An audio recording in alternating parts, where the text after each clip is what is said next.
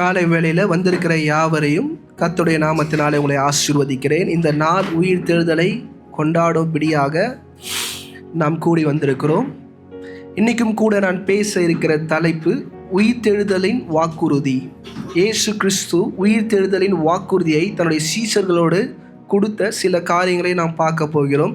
இந்த காலை வேளையிலும் த ப்ராமிஸ் ஆஃப் ரெசரக்ஷன், தேவன் பண்ணின ப்ராமிஸ்.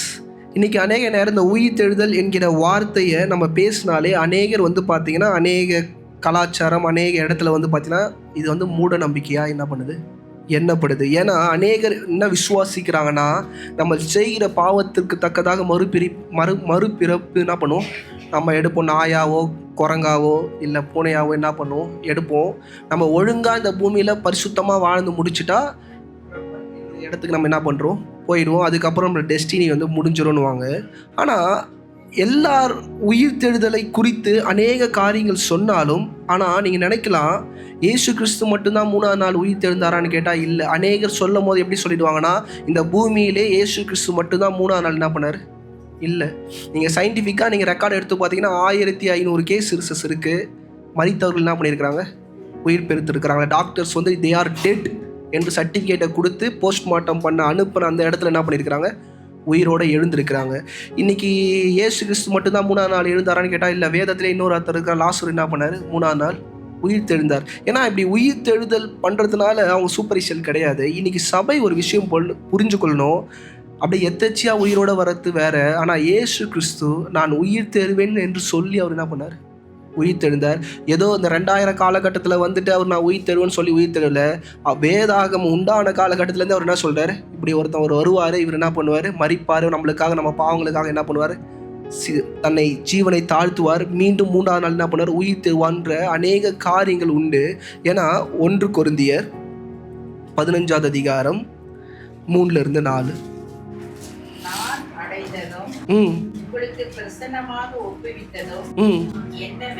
என்னவென்றால் கிறிஸ்துவானவர் நல்லா கவனிங்க, சத்திய வசனத்தின்படி தான் அவர் என்ன பண்ணாரா, ஏதோ உயிரை கொடுக்கணும், ஏதோ ஜீவனை கொடுக்கணும்னு சொல்லிட்டு ஏதோ ஏனோ தானோன்னு அவர் என்ன பண்ணல, மறிக்கல. வேத வாக்கியத்தின்படி தான் தன்னுடைய ஜீவனை என்ன பண்ணார், அவர் விட்டாராம். படிங்கம்மா.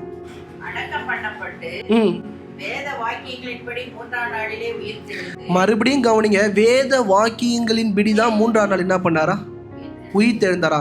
அவர் ஏதோ அவர் நினைச்சதை அவருக்கு என்ன தோணுச்சோ அதை பண்ணல. நம்ம படித்து கொண்டிருக்கிற சத்திய வசனம் எதை கூறுகிறதோ அதை தான் என்ன பண்ணாரு, அவர் பண்ணார். இன்னைக்கு அநேக நேரம் ஏதோ நினைக்கிறோம், ஏதோ மறிச்சிட்டாங்க உயிர் தந்துட்டாங்கன்னா சூப்பர் நேச்சுரல் கிடையாது. ஆனால் இயேசு கிறிஸ்து டிட்டோவா கிட்டத்தட்ட 400 வருஷத்துக்கு முன்னாடி அவர் சொன்னதை தான் என்ன பண்ணார், செஞ்சிருக்கிறார். இன்றைக்கும் கூட இந்த உயிர் தேர்தலை குறித்ததான ஒரு சிறிய வீடியோவை நம்ம என்ன பண்ணுவோம், பார்ப்போம்.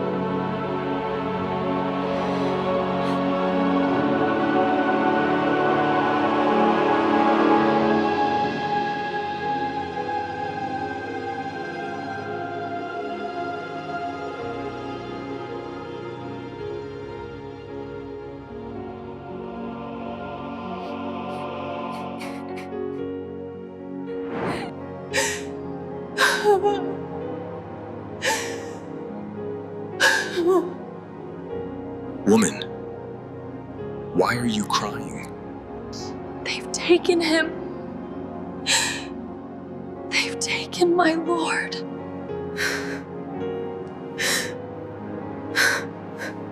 Sir, if you have taken him away, tell me where you have laid him. Mary.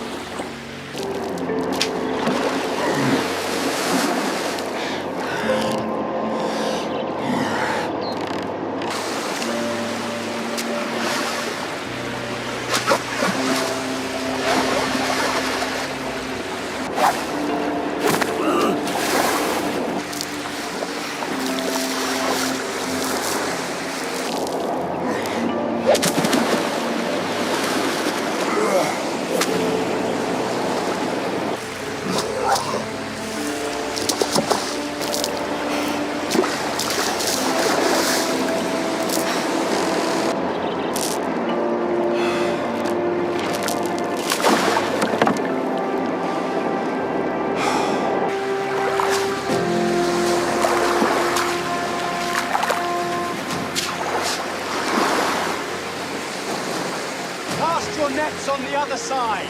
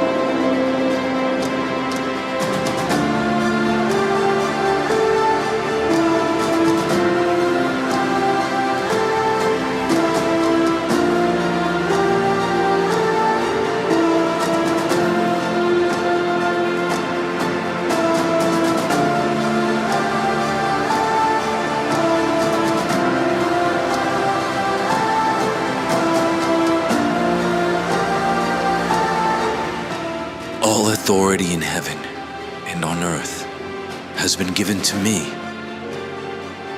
And therefore, go and make disciples, disciples of all nations.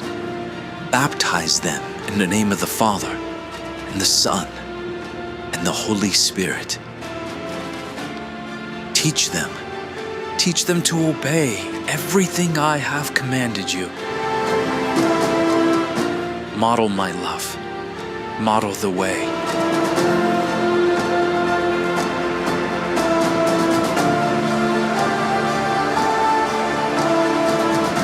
Do not be afraid, for surely I am with you always to the very end. இதுதான் இயேசு கிறிஸ்துவோட ஒரு சிறிய ஒரு video. நம்ம அவரை எப்படி ஆரம்பித்து எப்படி முடித்தாருன்றதுக்கு. இன்றைக்கி உயிர்த்தெழுதல் தான் கிறிஸ்துவோட அடித்தளமாகவே இருக்கிறது. உயிர்த்தெழுதல் இல்லைன்னா கிறிஸ்துவமே கிடையாது. ஆனால் இந்த உயிர்த்தெழுதல் தான் அடித்தளமாய் வைத்து என்ன பண்ணுறோம், நம்ம இயேசுவை குறித்த நம்ம அநேக சுவிசேஷங்களை நம்ம சொல்லி கொண்டு இருக்கிறோம். ஒன்று புரிஞ்சுக்கோங்க, இந்த உயிர்த்தெழுதல் என்பது புதிய ஏற்பாட்டில் துவங்கினது கிடையாது. பழைய ஏற்பாட்டில் இருந்தவர்களே உயிர்த்தெழுதலை குறித்து தெளிவான எண்ணத்தோடு தெளிவான ஒரு சிந்தையோடு அவர்கள் வாழ்ந்ததை நம்ம பார்க்கலாம். சங்கீதம் 49:15. தேவன் என் ஆத்துமாவை பாதாளத்தின் வல்லமைக்கு தப்புவித்து மீட்பார். நல்லா கவனிங்க, தேவன் பாதாளத்தின் வல்லமைக்கு என்னை என்ன பண்ணுவாரா? தப்புவித்து மீட்பார். நான் பாதாளத்துக்கு போகாமல் என்னை என்ன பண்ணுவார்? கர்த்தர் என்னை பாதுகாப்பார் என்று தாவீதுக்கு மிக தெளிவாய் தெரிஞ்சிருந்துச்சு. 73 சங்கீதம் 24. உம்முடைய ஆலோசனையின்படி நீரினை நடத்தி முடிவிலே என்னை மகிமையில் ஏற்றுக்கொள்வீர். நல்லா கவனிங்க, முடிவிலே என்னை மகிமையில். நல்லா கவனிங்க, ஆண்டவருடைய உயிர்த்தெழுதலை குறித்ததான வெளிச்சம் இல்லாத காலகட்டத்திலே வாழ்ந்தவங்க உயிர்த்தெழுதலை குறித்தும் நான் நித்தியத்துக்குள்ளே போவேன், ஆண்டவரோட ஒரு வாழ்க்கையை வாழுவன்ற ஒரு தெளிவோடு என்ன பண்ணாங்க? வாழ்ந்தாங்க. தானியேலின் புஸ்தகம் 12வது அதிகாரம் 2வது வசனம். பூமியின் நித்திரை பண்ணுகிறவர்களாகிய அநேகரில் சிலர் நித்திய ஜீவனுக்கும், நல்லா கவனிங்க, சிலர் நித்திய ஜீவனுக்கும் சிலர் நித்திய நிந்தைக்கும் இகழ்ச்சிக்கும் விழித்து எழுந்திருப்பார்கள். நல்லா கவனிங்க, கொஞ்சம் பேர் பார்த்தீங்கன்னா ஆண்டவரோட போவாங்க, சில பேர் பார்த்தீங்கன்னா எதோட போவாங்க? நிந்தைக்குள்ளும் போவாங்கன்னு யார் சொல்கிறான்னா தானியேல் சொல்கிறார். இயேசு கிறிஸ்துவை பார்க்காமல் உயிர்த்தெழுதலை குறித்ததான பிரசங்கத்தை கேட்காம அந்த மனுஷன் என்ன பண்ணுறாரு? கரெக்டாக சொல்கிறார். யோபின் புஸ்தகம் 19வது அதிகாரம் 25. என் மீட்பர் உயிரோடு இருக்கிறார் என்றும் அவர் கடைசி நாளில் பூமியின் மேல் நிற்பார் என்றும். நல்லா கவனிங்க, கடைசி காலத்தில் அவர் என் பூமிக்கு மேலே என்ன பண்ணுவார்? நிற்பார். இந்த யோபு என்கிற புஸ்தகம் ஆதி ஆமகத்தெல்லாம் என்ன சொல்கிறது, எல்லா புக்ஸுக்கும் கொஞ்சம் முன்னாடின்னு சொல்லலாம். ஏன்னா அந்த காலகட்டத்தில் வாழ்ந்த யோவுமே சொல்கிறாரு, கடைசி டைம் வரும், அங்கே என் தேவன் பூமிக்கு மேலே என்ன பண்ணுவார்? நிற்பார், எங்களெல்லாம் என்ன பண்ணுவார்? ரட்சிப்பார் என்கிற தெளிவோடு தான் என்ன பண்ணுறாரு? வாழ்ந்துருக்கிறாருங்க. ஆனால் இந்த புதிய ஏற்பாட்டு காலத்தில் அதுவும் 104 முறை எழுப்புதலை குறித்து ரெசரக்ஷனை பற்றி இருக்கிற வசனங்கள் இருந்தும் அநேக நேரம் நமக்குள்ளே என்ன வரும்? ஒரு சந்தேகம் வரும்.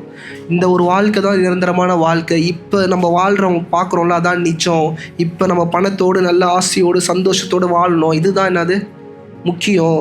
அதுக்கப்புறம் நம்ம இருப்போமா இருக்க மாட்டோம்னா தெரியல, நம்ம இருக்கும் போதே என்ன பண்ணிடணும்?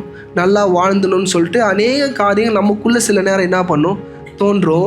இன்றைக்கி அநேக நேரம் உயிர்த்தெழுதல் இல்லைன்ற சமுதாயத்தில் இருக்கிறவங்களும் கொஞ்சம் யோசிச்சு பார்த்தீங்கன்னா 1637 வருஷத்தில் ஜாப்பனீஸ் பார்த்தீங்கன்னா உயிர்த்தெழுதலை நம்பாதவங்க கிறிஸ்துவர்களை 11,111 பேர் என்ன பண்ணாங்க?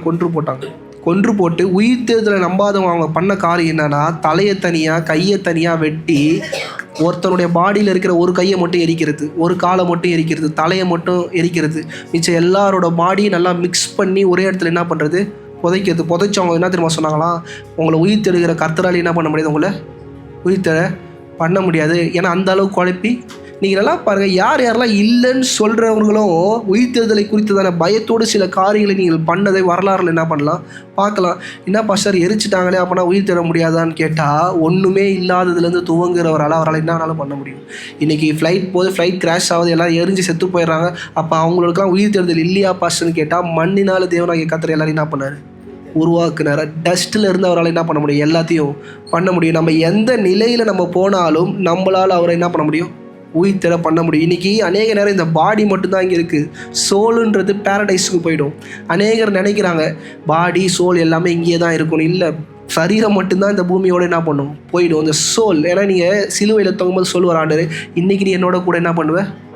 பரதேசியில் இருப்பான். ஆண்டோட பாடி மட்டும்தான் இங்கே இருந்துச்சு, அவரோட பிரசனம் எங்கே போயிடுச்சு? பரதேசிக்கு போயிடுச்சு. இன்றைக்கி சபை நல்லா புரிஞ்சுக்கணும். எல்லோரும் என்ன நினைக்கிறாங்க? அப்படியே உலர்ந்து போன எலும்புகளையும் உயிர்ப்பிக்க செய்கிற தேவன் அவர். அவரை நம்ம அண்டர் எஸ்டிமேட்டும் பண்ண முடியாது, இல்லை நம்ம அறிவுக்குள்ளேயும் அவர் என்ன பண்ண முடியாது, புகுத்த முடியாது. இன்றைக்கி நல்லா கவனிங்க, இந்த உயிர்த்தெழுதல் இல்லை என்கிற அனுபவம் இந்த உயிர்த்தெழுதலை மறைக்கும்படியாக அநேகர் போராண்டாங்க. ஆண்டர் உயிர்த்தெழுதலை சும்மா அவர் ஏமாத்திட்டார். அவருடைய சீசர்கள் என்ன பண்ணிட்டாங்க, தூக்கின்னு போய் வேற எங்கேயோ புதைச்சிட்டு அவர் உயிர் தெழுந்துட்டாருன்னு சொல்லிட்டு பிம்பத்தை என்ன பண்ணுறாங்க, உண்டு பண்ணுறாங்க அநேகர் சொன்னாங்க. அதில் முதல் ஆள் யார் நம்ம பார்ப்போம். மத்தேயு 28:11-13. காவல் சேவகரில் சிலர் நகரத்துக்குள்ளே வந்து நடந்த யாவற்றையும் பிரதான ஆசாரியருக்கு அறிவித்தார்கள். நல்லா கவனிங்க, கல்லறைக்கு முன்னாடி இருந்த சிப்பாய்கள் எல்லாம் ஓடி போறாங்க, பிரதான ஆசாரியர்கிட்ட போறாங்க. ஓடி போய் என்ன நடந்துச்சுன்றதை என்ன பண்றாங்க, சொல்றாங்க. படிங்கம்மா. இவர்கள் மூப்பரோடு கூடி வந்து ஆலோசனை பண்ணி சேவகருக்கு வேண்டிய பணத்தை கொடுத்து, நாங்கள் நித்திரை பண்ணுகையில் அவனுடைய சீஷர்கள் ராத்திரியில் வந்து அவனை களவாய் கொண்டு போய் விட்டார்கள் என்று சொல்லுங்க. நல்லா கவனிங்க, இது சொன்னது யாரு? லேவி. உயிர்த்தெழுதலை மறைக்கக்கூடியவங்களே யாரு? ஆசாரியர்களும் லேவியும். இன்னைக்கு பார்த்தீங்கன்னா சதிசேயர் பதிசேயர் இருப்பாங்க. சதிசேயருக்கு நம்பிக்கையே கிடையாது, ஆண்டவர் உயிர் தெழுவார்ன்ற ஒரு நம்பிக்கையும் கிடையாது, உயிர்த்தெழுதல் மேலேயும் அவங்களுக்கு என்ன கிடையாது, நம்பிக்கை கிடையாது. இன்றைக்கி அநேகருக்கு அநேக பிலீஃப்ஸ் இருக்கும். நான் இன்றைக்கி சொல்கிறேன், ரட்சிக்கப்பட்டு சபைக்குள்ளே அமர்ந்திருக்கிற நாம் ஒரு விஷயத்தை புரிஞ்சுக்கணும். நம் தேவன் உயிர் தெரிந்தார், அவர் ஜீவனோடு இருக்கிறார் என்கிற உணர்வு அனுதினம் நமக்குள்ளே இருக்கணும். இன்றைக்கி அநேக பேர் பாஸ்டர் சாட்சி இருக்கா, என்னது அநேகர்னா கேட்பாங்க, சாட்சி இருக்கா, அவங்ககிட்ட ப்ரூவன் இருக்கா? நீங்கள் நல்லா கவனிங்க, அந்த காலகட்டத்தில் ஏன் இந்த காலகட்டம் வரைக்கும் இதை யாராலையும் தடுக்க முடியல, யாராலையும் இது பண்ண முடியலனா, இயேசு கிறிஸ்து மரித்து உயிர் தெரிந்த காலகட்டத்தில் யாராலையும் போய் இயேசு கிறிஸ்து உயிர் தெரியலன்னு சொல்ல முடியல. ஏன்னா இயேசு கிறிஸ்து 40 நாள் இந்த பூமியில இருந்து தன்னை வெளிப்படுத்தினார். என்ன பண்ணார்? இல்லைன்னா முன்னாடி என்ன பண்ணுவார், நிற்பார். யாராலையுமே என்ன பண்ண முடியல. அதனால தான் எந்த அத்தன்டிக் ப்ரூஃப் என்ன பண்ண முடியல, இயேசு கிறிஸ்து இல்லைன்றதை சொல்ல முடியல. ஏன் கிட்டத்தட்ட 30 வருஷம் 40 வருஷம் கழிச்சு வேதத்தை என்ன பண்ணுறாங்க, எழுத ஆரம்பிக்கிறாங்க. சீசர்கள் என்ன நினச்சிட்டாங்க, பரலோக ராஜ்யம் சமீபமாக இருக்குன்னு ஆண்டவர் சொன்னதுனால ஆண்டவர் இப்போ போன ஸ்பீடில் ரிட்டர்ன் வந்துடுவார், நம்ம எல்லாம் என்ன பண்ணணும், வேகமாக சுவிசேஷத்தை அறிவிக்கணும்னு சொல்லிட்டு பிரசங்கங்கள், தெரு பிரசங்கங்கள், மேடை பிரசங்கங்கள், இப்படி எல்லா காரியங்களும் பண்ணி கொண்டு இருக்கிறாங்களே தவிர கோர்வையாக வேதத்தை என்ன பண்ணல, எழுதலை. ஒரு 30 வருஷம் கழித்து தான் they feel that they need to write. அவங்க எழுதணுன்றத பரிசுத்த ஆவியானவர் உணர்த்துறாரு. நீங்கள் செத்து போயிட்டீங்கன்னா இந்த ரகசியம் என்ன ஆகிடும், உங்களோட போயிடும். வேதத்தை என்ன பண்ணுங்க, எழுத ஆரம்பிக்கின்றாங்க. 4 காஸ்பல் முதல்ல என்ன பண்ணுறாங்க, எழுத ஆரம்பிக்கிறாங்க. எல்லாரும் என்ன பண்ணுறாங்க, எழுத ஆரம்பிக்கிறாங்க. அப்போஸ்தலனாகிய பவுல் அவர் ஒரு பக்கம் எழுத ஆரம்பிக்கிறாரு.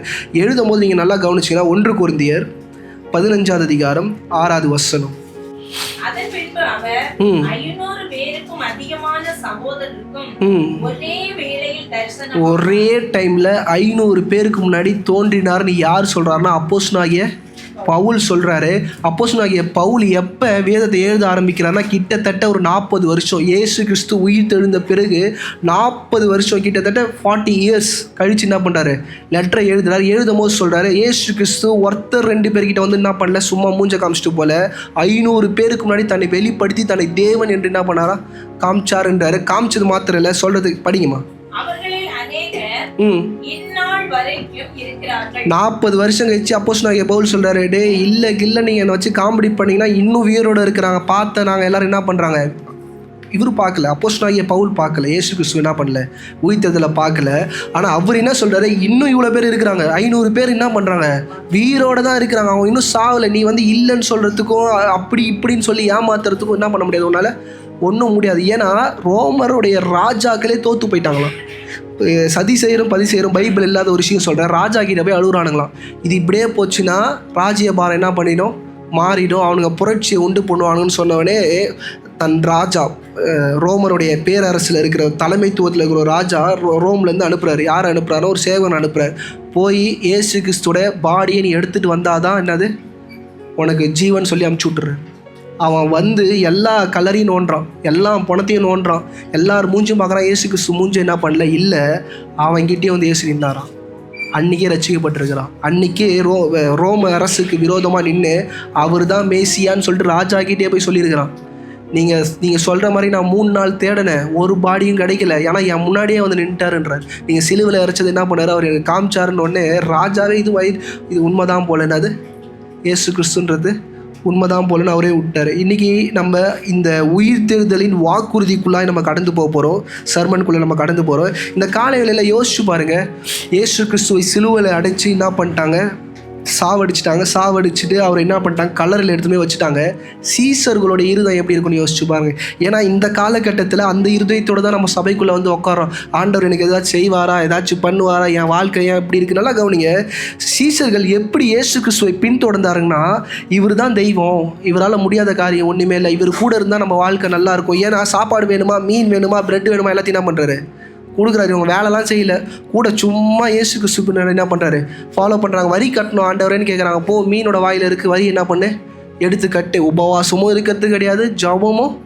இந்த மாதிரி டிசைபிள் பார்த்தீங்கன்னா உலகத்தில் அது யாருக்குமே இருக்க மாட்டாங்க. ஜபம் பண்ணாத 12 சீசர்கள் பாருங்கள், நம்மளை மாதிரியே இருக்கிறாங்களே. நான் அதுக்கு தான் சொன்னேன் நம்மளை மாதிரியே இருப்பாங்கன்னு சொல்லிட்டு. இப்படி வாழ்ந்து கொண்டு போய்கிட்டே இருக்கும்போது ஒரு கட்டம் வருது. பேதுரு வந்து சொல்கிறான், உங்களை நான் சிலுவைக்கெல்லாம் அனுப்ப மாட்டேன் ஆண்டவரேன்னு சொல்லிட்டு தான் பின்னாடியே வரான். பார்த்தா டக்குன்னு ஓசனான்னு சொல்லிட்டு எல்லாரும் கத்த ஆரம்பிச்சோன்னே சீசர்களுக்கு ரொம்ப ஜாலி.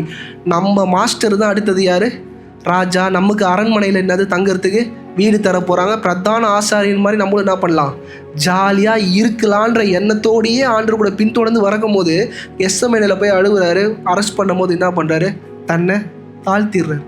இதை 12 பேரால் ஏற்றுக்கவே முடியல. என்ன ஆண்டவரே, நீங்கள் இவ்வளோ பண்ணீங்க, இது பண்ணீங்க, இப்போ இவனுங்க கிட்ட அடி வாங்குறீங்க, உங்கள் மூஞ்சில் காரி துப்புறாங்க, நீங்கள் என்ன ஆண்டவரேன்ற இடத்துக்குள்ளே வந்துட்டானுங்க. இதுக்கப்புறம் ஓப்பு இல்லை, இதுக்கப்புறம் எங்கள் வாழ்க்கையில் இல்லை. இப்போ அந்த 11 சீசர்கள் என்ன ஆகிட்டாங்கன்னா, உங்களை நம்பி எங்கள் குடும்பத்தை விட்டுட்டு வந்தோம், எங்கள் தொழிலை விட்டுட்டு வந்தோம், எங்கள் வேலையை விட்டுட்டு வந்தோம், எங்களுக்கு உண்டானது எல்லாத்தையும் விட்டுட்டு அவங்க பின்னாடி வந்தோம். நீங்கள் என்ன பண்ணிட்டீங்க, எங்களை விட்டுட்டு போயிட்டீங்க. இன்றைக்கி நல்லா கவனிங்க, வேலை செய்கிறவங்களா இருக்கலாம், தொழில் செய்கிறவங்களான்னு சொல்லிட்டு உங்களுக்கு புரியும். ஒரு காரியத்தை விட்டுட்டு 4 வருஷம் கழிச்சு 5 வருஷம் கழிச்சு நீங்கள் நினச்சாலும் ஸ்டார்ட் பண்ண முடியாது. நீங்கள் போய் அந்த கம்பெனிலே வேலை கேட்டாலும், நீ 4 வருஷமாக சும்மா இருந்தல்ல, உன்னை நான் என்ன பண்ண மாட்டேன், சேர்த்துக்க மாட்டேன். அதே மாதிரி தொழிலை விட்டுட்டு நீங்கள் திருப்பி போய் நான் தொழில் செய்ய போகிறேன், நீங்கள் போய் நின்று யாருக்காச்சும் கொடுத்தீங்கன்னா அவங்க கம்பெனியை குறித்து, தம்பி நீ எப்போனாலும் மூடிட்டு என்ன பண்ணுவேன், உன்னை நம்பிலாம் நான் என்ன பண்ண முடியாது, எதுவுமே கொடுக்க முடியாது. ஏன்னா இந்த அனுபவம் எனக்கு உண்டு, ஏன்னா நான் என் வாழ்க்கையில் நான் அதை அனுபவிச்சிருக்கிறேன். அதனால தான் உங்களுக்கு சொல்கிறேன். ஒரு விஷயத்தை நம்ம விட்டோன்னா விட்டது தான், திருப்பி அது முன்னாடி போய் திருப்பி சண்டை போட்டு ஜெயிச்சு வரத்தலாம் நம்மளால் முடியாது. இப்படிப்பட்ட ஒரு நிலையில் தான் சீசர்கள் இருந்தாங்க. ஆண்டவரே உண்மை மலை போல நம்பணுமே, நீர் பாட்டு சிலுவையில் போய் தொங்கி என்ன பண்ணிட்டீங்க, கல்லறையில் போய் படுத்துட்டீங்க. நீங்கள் பாருங்கள், கல்லறையில் அந்த உயிர் தெருகிற அந்த 3ஆவது நாள் போவே இல்லை. இந்த மாதிரி தான் நம்ம ஆண்டவரை தேடுறோம், இந்த மாதிரி தான் ஆண்டவரை புரிஞ்சுக்கிறோம், இந்த மாதிரி தான் ஆண்டவர் என்ன பண்ணுறோம், நம்ம நேசிக்கிறோம். இன்றைக்கி சபையாக இங்கே இருக்கிற நாம் ஒரு விஷயத்தை புரிந்து கொள்ள வேண்டும். நம்ம வாழ்க்கையில் எவ்வளோ இருளான சூழ்நிலை வந்தாலும் அதை விடுவிக்க அவரால் மாத்திரம்தான் கூடும். ஆமென். யோவானின் புஸ்தகம் 20வது அதிகாரம் 19லிருந்து 23. வாரத்தின் முதல் நாளாகிய அன்றைய தினம் சாயங்கால வேளையில் சீஷர்கள் கூடியிருந்த இடத்தில் யூதர்களுக்கு பயந்ததினாலே கதவுகள் பூட்டி இருக்கையில் இயேசு வந்து நடுவே நின்று, உங்களுக்கு சமாதானம் என்றார். அவர் இப்படி சொல்லி தம்முடைய கைகளையும் விழாவையும் அவர்களுக்கு காண்பித்தார். சீஷர்கள் கர்த்தரை கண்டு சந்தோஷப்பட்டார்கள். இயேசு மறுபடியும் அவர்களை நோக்கி, உங்களுக்கு சமாதானம் உண்டாவதாக, பிதா என்னை அனுப்பினது போல நானும் உங்களை அனுப்புகிறேன் என்று சொல்லி. போதுமா? இங்க நீங்க 3 விஷயத்தை நீங்க பார்க்கலாம். முதல் காரியம் வந்து பாத்தீங்கன்னா, கதவுகள் என்ன பண்ணிருக்கான், பூட்டப்பட்டு இருக்கிறது. 3வது காரியம் பார்த்தீங்கன்னா, பயத்தின் உச்சத்தில் யார் இருக்கிறாங்கன்னா 11 சீசர்களும் ஜூயிஷ் லீடர்ஸ், ஏன் ஆசாரியர்கள், இவர்களை பார்த்து பயந்து போய் என்ன பண்ணியிருக்கிறாங்க, வீட்டுக்குள்ளே இருக்கிறாங்க. 3வது காரியம் பார்த்தீங்கன்னா, இவங்க நடுவில் யார் வரா, இயேசு கிறிஸ்து வரா. இன்றைக்கி நல்லா கவனிங்க, நீங்களே தூரம் ஓடனாலும், நீங்களே வேணான்னாலும் சில நேரம் உங்களை விட மாட்டார். சில நேரம் உங்களை தேடி வந்து சில காரியங்களை அவர் செய்வதனால, நான் ரொம்ப தகுதியான பாஸ்டர் தயவுசெய்து நினைக்காதீங்க. உங்களை தகுதிப்படுத்தும்படியாக உங்களோட கரத்துக்கிட்ட வந்து நிற்கிறார் அவர். இந்த காலையில் ஒரு விஷயம் புரிஞ்சுக்கோங்க. அநேக நேரம் சில நன்மைகள் நம்மளுக்கு பெறும்போது நானே சில நேரம் நினச்சிக்கிட்டேன், ரட்சிக்கப்பட்ட புதுசில் ரொம்ப ஜெபிக்கிற போல அதான் என் வாழ்க்கையில் எல்லாமே நடக்குது. ஆனால் பைபிளை திறந்து படிக்கும் போது தான் புரிஞ்சுக்கிட்டேன், டேய் உன்னை தகுதிப்படுத்தும்படியாக இந்த காரியங்கள்லாம் நான் என்ன பண்ண உனக்கு கொடுத்தன்றதை நான் புரிஞ்சுக்கிட்டேன். அன்றைக்கி தான் நான் பெற்றுக்கொள்கிற மேன்மைக்கு எதுக்கும் நான் தகுதி இல்லைன்ற ஒரு இடத்துக்குள்ளே வந்தேன். நான் இப்போ வரைக்கும் நான் வாழ்கிற என் வாழ்க்கைக்கு அவர் கொடுக்கறதுக்கு நான் யாரும் கிடையாது, தகுதி கிடையாது. இதுதான் உண்மை, இதுதான் ரட்சிப்பு, இதுதான் ரட்சிப்பின் பரிபூர்ணம். ஆண்டவர் பாருங்கள், இவனுங்க கதவு பூட்டி இருக்கிறானுங்க, கதவு கூட தட்டில் நேரம் என்ன பண்ணிட்டாரு, உள்ளே வந்துட்டார். இப்போ உள்ளே வந்தது மாத்திரம் இல்லை, அவங்கள பார்த்து சொல்கிறாரு, பயப்படாதீங்கன்றார். என்ன சொல்கிறாரு, பயப்படாதீங்கன்றார். இன்றைக்கி நிறையா பாருங்கள், வேலைக்கு போகிற அப்பா அம்மா இருந்தால் பிள்ளைகள் என்ன பண்ணுவாங்க, வீட்டுக்குள்ளே வச்சு பூட்டிட்டு, அது அப்பா அம்மா வர வரைக்கும் அந்த பிள்ளைங்களுக்குள்ள ஒரு பயம் இருக்கும். அந்த வீட்டுக்குள்ளேயே என்ன தான் இருந்தாலும் சேஃபாக இருந்தாலும் அப்பா எப்போ வருவாங்க, அம்மா எப்போ வருவாங்க. இந்த காலகட்டத்திலாம் ஃபோனை வச்சு என்ன பண்ணலாம், அம்மா எப்போம்மா வருவேன், டேடி எப்போ டேடி வருவீன்னு கேட்கலாம். ஆனால் அந்த காலகட்டத்தில், என் காலகட்டத்தில் அப்பா அம்மா வந்து கதவை திறக்கிறதையும் வீட்டுக்குள்ளேயே தான் இருக்கணும், ஒன்றும் பண்ண முடியாது. அண்ணனுக்கும் தம்பிக்கும் நடக்கிற சண்டையில் நம்ம எப்படியாச்சும் நம்ம உயிரை என்ன பண்ணோம், பாதுகாத்து தான் அவனு, வேறு வழியே கிடையாது. ஏன்னா நான் எங்கள் அண்ணன் போட்டு செம்மடி அடிப்பான், வாட்ட சாட்டமாக இருப்பான், கோலியாத்து மாதிரி இருப்பான், நான் தாவி இது மாதிரி இருப்பேன், என்கிட்ட கூடாங்கள் இல்லையா போட்டு செம்மடி என்ன பண்ணுவோம் அடிப்பான். இப்படிப்பட்ட ஒடுக்கமான நிலையில் தான் என்ன பண்ணோம் இருந்தோம். ஆனால் 20 வாசிக்குமா, அவர் இப்படி சொல்லி தம்முடைய கைகளையும் விலாவையும் அவர்களுக்கு காண்பித்தார். சீஷர்கள் கர்த்தரை கண்டு சந்தோஷப்பட்டார்கள். நல்லா கவனிங்க, இயேசு கிறிஸ்து உள்ளே வந்துட்டாரு. உள்ளே வந்துட்டு தன்னுடைய விலாவையும் தன்னுடைய கையையும் காட்டுறாங்களாம். அநேக நேரம் இயேசு கிறிஸ்து வரும்போது சீசரோட எண்ணம் என்ன தெரியுமா இருக்குது, பிசாசு வந்துருச்சு. என்னது பிசாசு? ஏன்னா இவர் தான் செத்து போயிட்டாரு, இவர் என்ன நம்ம முன்னாடி வந்து நிற்கிற, பேய் என்ன பண்ணிருச்சு வந்துருச்சு. நீங்கள் சொல்ல நம்பலனா லூக்கா 24, 39, 40. என்று அறியும்படி என் கைகளையும் என் கால்களையும் பாருங்கள், என்னை தொட்டு பாருங்கள். நீங்கள் காண்கிறபடி எனக்கு மாம்சமும் எலும்புகளும் உண்டாயிருக்கிறது போல ஒரு ஆவிக்கும் இராதே என்று சொல்லி. ஒரு ஆவிக்கும் இப்போ இருதயம் என்ன தெரியுமா இருக்கு, பிசாசு வந்துருச்சு. இன்னைக்கு அநேக நேரம் ராத்திரி வேலையில் நம்ம படுத்து கொடுக்கும் போது பரிசுத்தாவின் நம்ம கிட்ட வந்து நிற்கும் போது நம்மளோட இருதயம் பெரிய பொல்லாத ஒரு பிசாசு வந்து என் பக்கத்தில் என்ன பண்ணுச்சு, பரிசுத்தாவியானவர். இன்றைக்கி அந்த பரிசுத்தாவியானவர்லாம் நீங்கள் உணர்ற இடத்துக்கு வாங்க. நான் இன்றைக்கி சொல்கிற வயசுலாம் மேட்டரே கிடையாது, ஃப்ராங்காக சொல்கிறேன். நீங்கள் சின்ன பையனாக இருந்தாலும் பரிசுத்தாவியானவர்களால் உணர முடியும். அவர் உங்கள் பக்கத்தில் வந்து நிற்கிற அந்த பிரச்சனத்தை உணர முடியும், அவர் உங்களை தொடர்ந்து உணர முடியும். நான் ஜோக்கெலாம் பண்ணல, நான் எங்கள் பாஸ்டர் சொல்லும் போது நான் ஜோக்குன்னு நினச்சிருக்கிறேன். ஆனால் என் வாழ்க்கையில் நான் எப்போ ஃபீல் பண்ணணும் நான் உங்களுக்கு சொல்கிறேன்.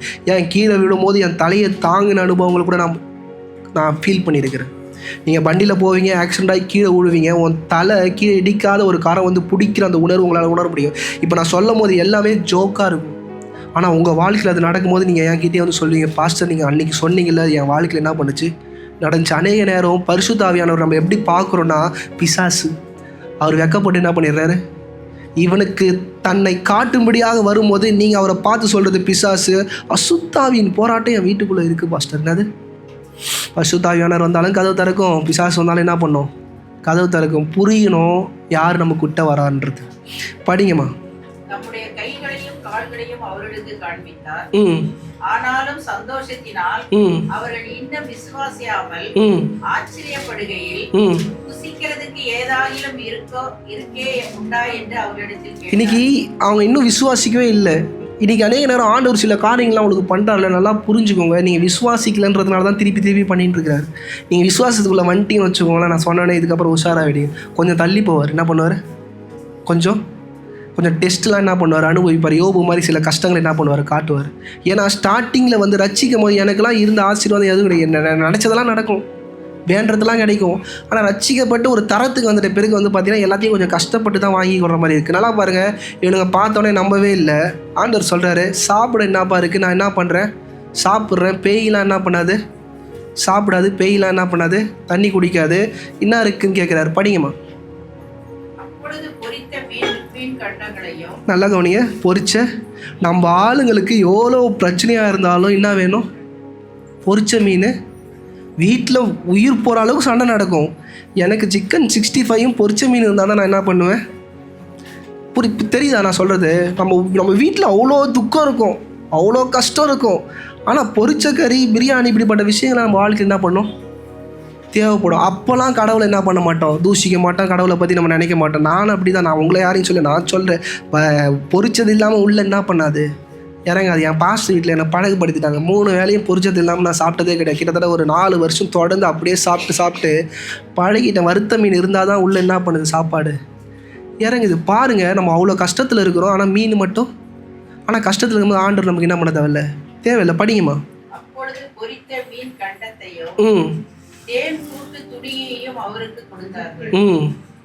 அவைகளை அவர் வாங்கி அவர்களுக்கு முன்பாக புசித்து, அவர்களுக்கு முன்பாக என்ன பண்ணாரா, சில காரியங்கள், சில பிரமிக்கத்தக்க விஷயங்கள் அவங்களுக்கு முன்னாடி உங்கள் வாழ்க்கையில் பண்ணுறது எதுக்காகனா, நீங்கள் விசுவாசித்து அவர் பின்னாடி என்ன பண்ணணும்.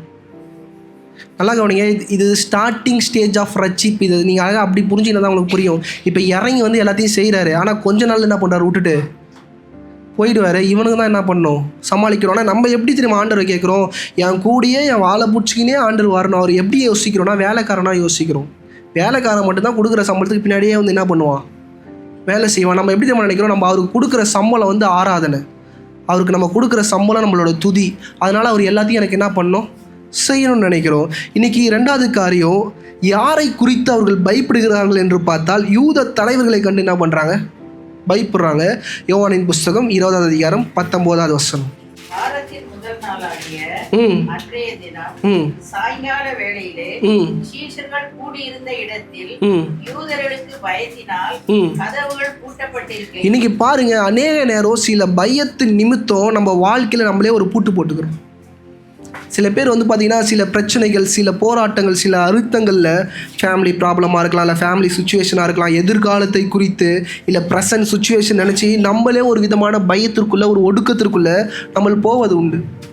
நம்ம அது போகும்போது எதை காமிக்கிறோன்னா, என் தேவன் மட்டமானவர் என்று. என்னது, நம்ம சில விஷயங்களை பார்த்து பயந்து வாயால் அறிக்கை செஞ்சுன்னு இருக்கும்போது நம்ம என்ன பண்ணுறோன்னா, என் தேவன் மட்டமானவர் என்று. புரியுதா நான் சொல்கிறது? அதுதான் ஆராதனை. ஐயோ பயமாக இருக்குது, இது இப்படி ஆகுமோ அப்படி ஆகுமோன்றது தேவனை நம்ம என்ன பண்ணுறது, மட்டுப்படுத்துகிறது. ஏசாயா 41:10. நல்லா கவனிங்க, நீ பயப்படாதே, நான் உன்னோடு இருக்கிறேன். இன்றைக்கி இந்த உலகத்தில் இருக்கிற நிறைய மனுஷங்க வந்து பார்த்தீங்கன்னா பயப்படாதமான்னு சொல்லிட்டு என்ன பண்ணுறாங்க, ஊருக்கு கிளம்பி வந்து ஒரு நாள் ஃபுல்லாக நம்ம கூட தங்கி, நான் இருக்கிறேம்மா, நான் பார்த்துக்கிறேம்மா, அது பண்ணுறேம்மா, உனக்கு எல்லாமே நான் இருக்கிறேம்மான்னு சொல்லிட்டு ஒரு ஃபோன் கால் வந்து விட்டு என்ன பண்ணுறாங்க, போயிடுவாங்க. ஆனால் ஆண்டவர் பயப்படாதே என்கிற ஒரு வார்த்தையை சொல்லிட்டு அவர் அடுத்து என்ன சொல்கிறார், நான் உன்னோட இருக்கிறேன். படிங்கம்மா. நான் உன்னை என்ன பண்ணுவேன், பலப்படுத்துவேன்னு அவர் சொன்னார்னா நம்ம பலவீனமாக இருக்கிறோம். இன்றைக்கி ஒரு சீசன் வருங்க, நம்மளோட பலம் நம்மளை விட்டு போயிடும். அநேக நேரம் நம்ம டிஸ்கம்ஃபர்ட்டாக ஃபீல் பண்ணுவோம். நம்ம வாழ்க்கையில் ஏன் இருக்கிறோம், ஏன் என் வாழ்க்கை இப்படி போகுது, ஏன் என்னை போட்டு இப்படி அழுது, இது உண்டு. ஏன்னா அந்த இடத்தை பலப்படுத்த அவர் என்ன பண்ணுவார், வருவார். படிங்கம்மா. உனக்கு நான் என்ன பண்ணுவேன், உனக்கு ஃபேவரான காரியங்களை நான் என்ன பண்ணுவேன். அப்படி அவர் சொல்கிறதுக்கெலாம் அர்த்தம் என்னென்னா, அன்ஃபேவரான காரியங்களும் உன் வாழ்க்கையில் என்ன பண்ணுது, உனக்கு பிரியமில்லாத, உனக்கு நீ ஏங்குகிற காரியங்கள் எதுவும் என்ன பண்ணல, நடக்கலை. ஏன் நடக்கலைன்னா, சீசர்கள் அப்படிப்பட்ட நிலையில் தான் மாட்டிக்கிட்டு என்ன பண்ணுறாங்க, இருக்கிறாங்க. இந்த காலவெளியில் நான் ஏன் சீசர்களோடு நம்மளை ஒப்பிடுகிறேன்னா, அநேக நேரம் ஆண்டவர் கூட ஆண்டோட பிரச்சனை இருந்தாலும் சில சீசனை நம்ம நேரம் நம்ம இப்படி அனுபவிக்க வேண்டியது அவசியம். அப்போ கேட்காமையே கொடுத்தாரு, அவங்களுக்கு என்ன தேவைன்னு பார்த்து செஞ்சார். ஆனால் இந்த சீசனில் அவங்க கஷ்டப்பட விட்டு என்ன பண்ணுறாரு, வராரு. படிங்கம்மா. நீதியின் வலக்கரத்தினால் உன்னை நான் என்ன பண்ணுவேன், தாங்குவேன். அவருடைய கரத்தினால உங்களை தாங்குவாருங்க. நீங்கள் நினைக்கலாம், என் அப்பா அம்மா பலம், என் அம்மாவோட பலம், என் ஒய்ஃபோட பலம், என் கணவனோட பலம், என் பிள்ளையோட பலம். நான் இன்றைக்கி சொல்கிறேங்க, அவர் கரம் தான் உங்களை தாங்கி கொண்டு இருக்கு. இந்த கால வேளையில் சொல்கிறேன், வேறு யாரும் உங்களை தாண்டல. நீங்கள் நினைக்கிறீங்களா? நான் அடிக்கடி என் ஒய்ஃப் கிட்ட சொல்லுவேன், எங்கள் அப்பாவோட இருதயம் எனக்கு செய்யணும்னு நினைக்குதுன்னா அது என் அப்பா கையெழுத்து போட்டால் மட்டும்தான் என்ன பண்ணணும். அடிக்கடி என் ஒய்ஃப் கிட்ட சொல்லுவேன், நம்மளுக்கு யார் செய்யணும்னு செஞ்சாங்கன்னா அவங்க இருதயத்தில் அது தோணலை, அவரோட இருதயத்தில் தோணும்படியாக அவர் என்ன பண்ணார், கையெழுத்து போட்டார்.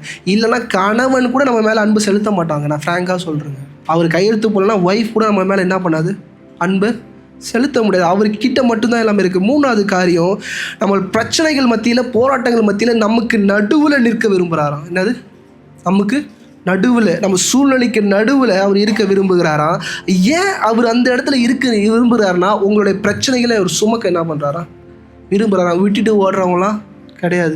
ஒரு பிரச்சனைன்னு வந்தால் பார்த்தீங்கன்னா, ஒரு அழுத்தம் வந்தான்னு பார்த்தீங்கன்னா, ஒரு போராட்டம் வந்தால் பார்த்தீங்கன்னா எல்லோரும் வெட்டு என்ன பண்ணுறாங்க, ஓடிடுறாங்க. ஒருத்தனும் கூட நிற்க மாட்டாங்க. நானே ஒரு வாட்டி என் பாஸ்டர்ன்ட்டு அப்படி தான் ஊழியத்துக்கு போனாங்க, ஆண்டவரை பற்றி இப்படி சொன்னாங்க, உடனே ஆர்எஸ்எஸ்லாம் வந்துட்டாங்க. முதல் ஆள் எஸ்கேப்பு நான் தான்.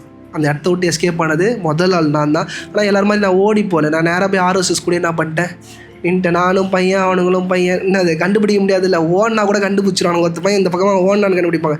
நான் அப்படியே போய் அவங்க பக்கம் நின்ட்டேன். என் பாஸ்ட் இந்த பக்கம் பைக் எடுத்துன்னு ஏன் சொல்கிறேன்னா, இப்படி தான் இருக்கிறாங்க. கர்த்தர் நல்லவர், கர்த்தர் மகிமையானவர். ஆனால் ஓடினது ஃபஸ்ட்டு யார், உடனே என் பாஸ்டரில் வீடியோவில் போடுற காலத்துலாம் சொல்கிறாங்க, அது ஏதோ ஒரு பாஸ்டர். இன்றைக்கி அநேக நேரம் வார்த்தையில் பேசுவாங்க, கர்த்தர் செய்வார்னா பாஸ்டர் கர்த்தர் செய்வார். ஆனால் செய்யாத போது நீங்கள் என்ன சொல்கிறீங்க, இதுதான் முக்கியம். இன்றைக்கி ஊழியக்காரங்களும் அதுக்கு விதி விலக்கு இல்லை. விட்டுட்டு ஓடணும்னு முடிவு பண்ணுறாங்க, எல்லாருமே என்ன பண்ணுவானுங்க, ஓடுவானுங்க. ஆண்டவர் ஞானத்தை கொடுத்துருக்கிறார் பிரதர், அதை எப்படி நம்ம என்ன பண்ணோம், செய்யணும். எல்லாத்துக்கும் வசனம் இருக்குது, எல்லாத்தையும் மாற்றி மாற்றி என்ன பண்ணுவாங்க, அவங்களுக்கு தேவைக்கு ஏற்ற மாதிரி போட்டுப்பாங்க. ஆனால் அந்த வலியின் வேதத்தின் உச்சத்தில் இருக்கிறவனுக்கு தான் அந்த கஷ்டம் நான் புரியும். ஏன்னா இந்த ஹாஸ்பிட்டலில் தனிமையாக இருக்கிற அந்த காலங்கள், அதுவும் நம்மளுடைய சில நேரம் என் ஒய்ஃப்லாம் அடிக்கடி ஃபீல் பண்ணும், அம்மா இல்லை, கூட யாரும் இல்லை. அந்த வழியெலாம் அதை யாராலையும் என்ன பண்ண முடியாது. எத்தனை பணம் கொடுத்தாலும் சரி, எவ்வளோ காசு கொடுத்தாலும் சரி, அதை என்ன பண்ண முடியாது, சாட்டிஸ்ஃபை பண்ண முடியாது. ஆனால் ஆண்டவர் இந்த சிலுவையை விட்டு உயிர்த்தெழுந்து சீசர்கள்கிட்ட வந்து 3 வாக்குறுதிகளை கொடுக்குறாரு. இந்த காலவெளியில் நான் சொல்கிறேன், நமக்கும் அப்படிப்பட்ட வாக்குறுதிகளை இந்த காலவெளியில் என்ன பண்ணுறாரு, கொடுக்குறாரு. முதல் காரியம் பீஸ், சமாதானம். இன்றைக்கி இந்த அதிகாரத்தில் நான் சொன்ன அந்த வசனத்தை நீங்கள் படிக்கும்போது அவர் அந்த வீட்டுக்குள்ளே வந்து 2 முறை சொல்கிறாரு, சமாதானம் என்னாகும், உண்டாவதாக. 20வது அதிகாரம் யோவான் 20:19. வாரத்தின் முதலாம் நாளாகிய அன்றைய தினம் சாயங்கால வேளையிலே சீசர்கள் கூடியிருந்த இடத்தில் யூதர்களுக்கு பயந்ததினால் கதவுகள் பூட்டப்பட்டிருக்கையில் இயேசு வந்து நடுவே நின்று உங்களுக்கு சமாதானம் என்று. இயேசு ஒருத்தர் வீட்டுக்குள்ள வந்து அவர் முதல்ல உங்களை கைப்பிடிச்சு தூக்குறது அப்படிலாம் முன்னாடி அவர் வாயில டிக்ளேர் பண்றது, சமாதானம் என்னது, உண்டாவதாக. 21 வாசிங்கம்மா. இயேசு மறுபடியும் அவர்களை நோக்கி உங்களுக்கு சமாதானம் உண்டாகுவதாக. நல்லா கவனிங்க, இயேசு 2வது முறை ஏன் சொல்றாரு சமாதானம்? இன்னைக்கு அநேக நேரம் சமாதானம் நம்ம ஒரு விஷயம் நினைக்கிறோம், சமாதானம் நம்ம நினைக்கிற சமாதானம் கிடையாது. இன்னைக்கு நான் பேச புரியும். சமாதானம் என்பது கர்த்தருக்குரியது. அந்த சமாதானத்தை நாம் எப்படி பெற்றுக்கொள்ள வேண்டும் என்றால் தேவனை புரிந்து கொள்ள வேண்டியது மிக மிக முக்கியம். ஏன்னா எபேசியர் 2வது அதிகாரம் 14வது வசனம்.